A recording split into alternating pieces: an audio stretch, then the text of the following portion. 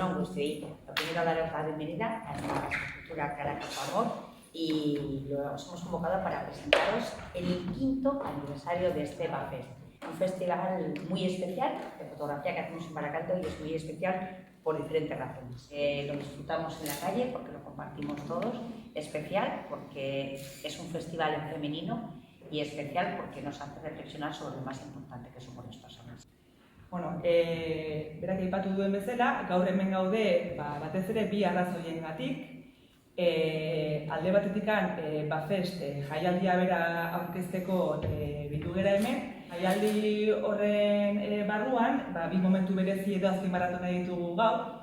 Lehenik eta behin azpimarratu nahi nuke, gaur irekiko dela emakumezko argazkilari berrien lehiaketa hori.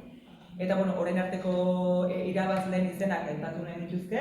Lehenbiziko urteko irabazlea izan zen Elena Goñi, bigarren urtekoa izan zen Teresa del Romero, hirugarren urtekoa eta gaur gure artean dagoen Ura Iturralde izan zen irabazlea, eta iazko irabazlea izan zen hemen gurekin dagoen Aitziber Orkolaga, precisamente gaur inauguratuko duena bere erakusketa, ez?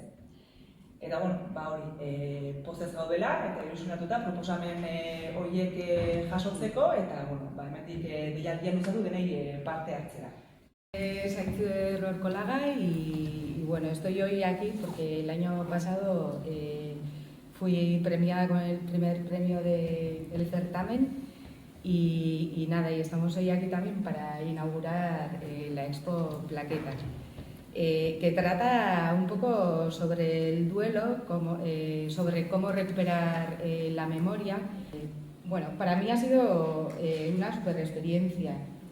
He aprendido a escribir, a exteriorizar un montón todos los sentimientos que puedan salir de ese proceso y que si hoy estoy aquí es porque ha habido gente que antes se ha presentado y que es un ejercicio muy, muy interesante el de presentarse aquí. Y animaros a todos a salir a la calle y disfrutar las fotos. Son fotos llenas de metáforas que cada uno las recibe de una manera diferente y que, un poco eso.